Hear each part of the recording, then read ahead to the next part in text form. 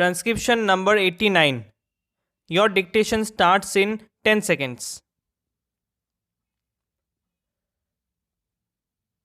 5 seconds.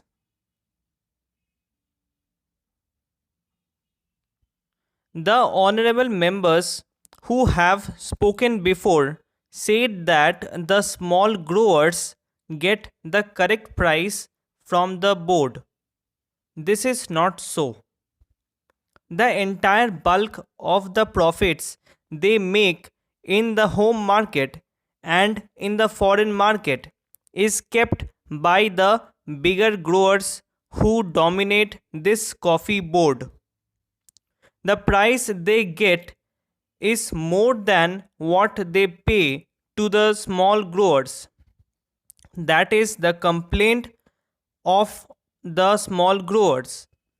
So, it is not correct to say that the profits this board makes are equally distributed to the small growers. Hence, the conflict between the big growers and the small growers is increasing.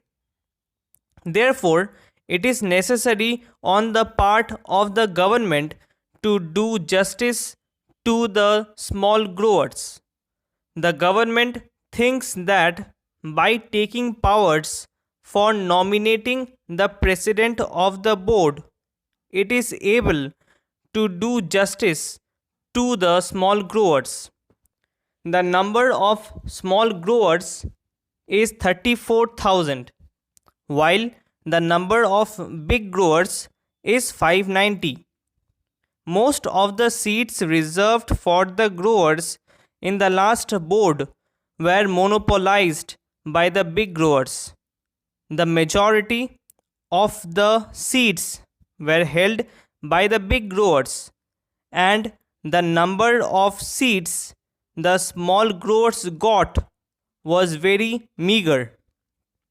It was more than 4 if my reconciliation is correct. What the government should have done was to give equal representation to the small growers. They should have asked the growers to return their representatives or to give a panel of names from which government could have chosen some.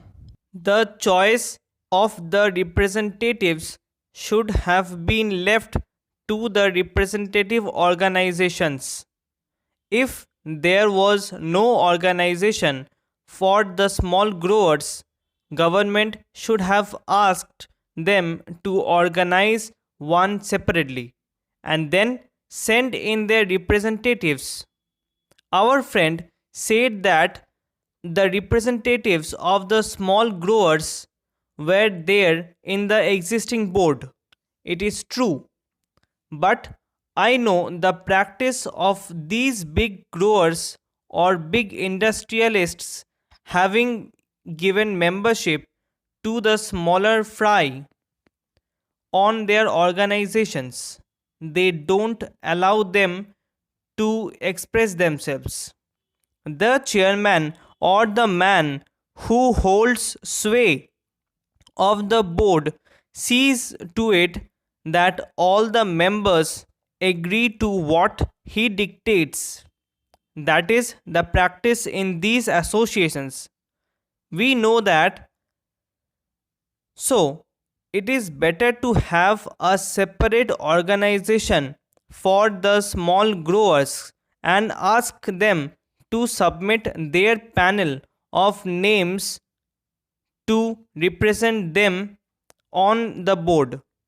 Representation on the board should not be governed by the number of acres owned and the amount of capital invested, but by the number of growers. If this principle is adopted, the bigger growers will not be able to run away with what they want.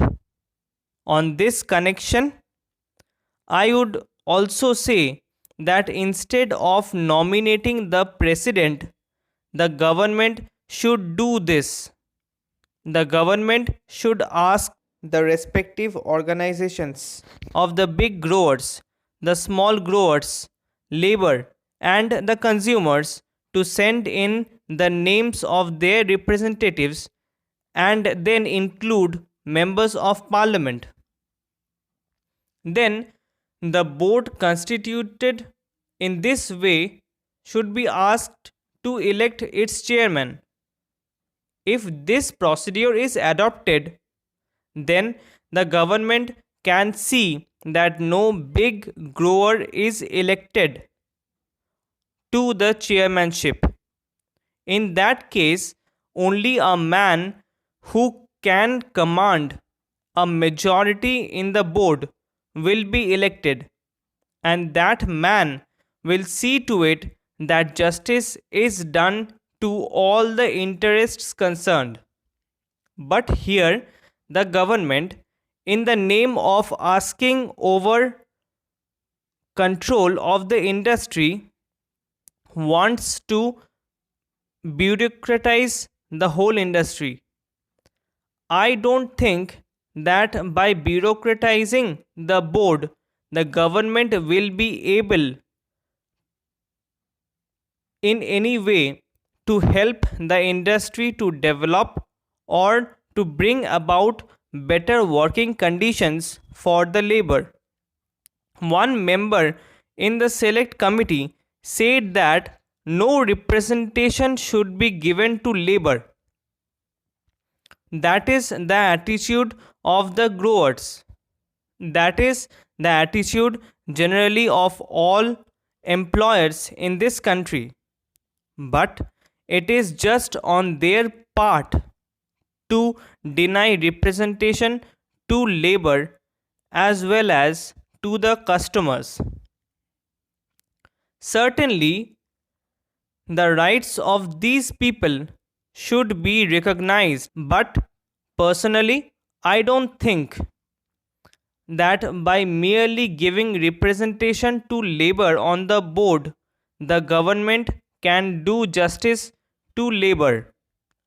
It is true that the minister in the select committee, as well as in his reply to the debate in the other house, said that the working conditions of labor were very pitiable and deplorable and should be improved.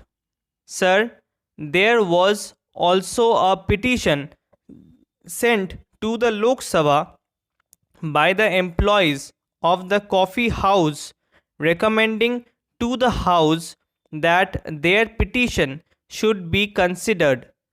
The employees deny the rights of the workers and they say that they have made all efforts to develop the country in all these 13 years. At whose cost? It is at the cost of the workers. By paying them low wages, they have made a huge profit, which is expressed in the reply of Mr. Radcliffe to a question of the Honorable Minister for Commerce and Industry. And he had been distributing a dividend of 13.5% in 1 year.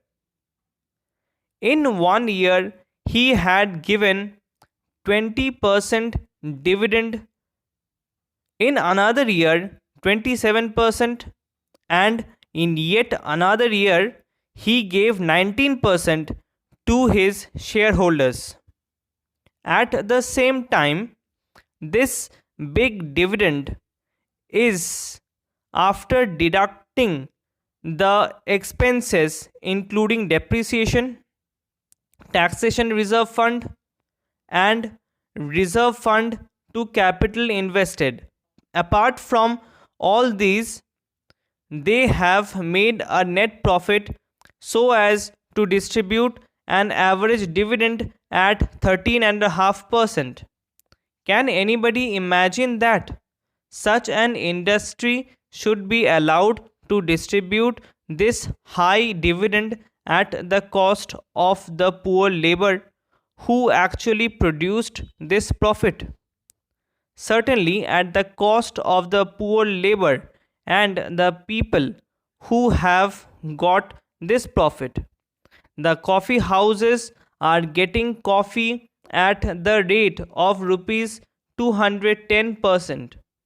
At the same time, how do they sell coffee there? Full stop. 1000 words.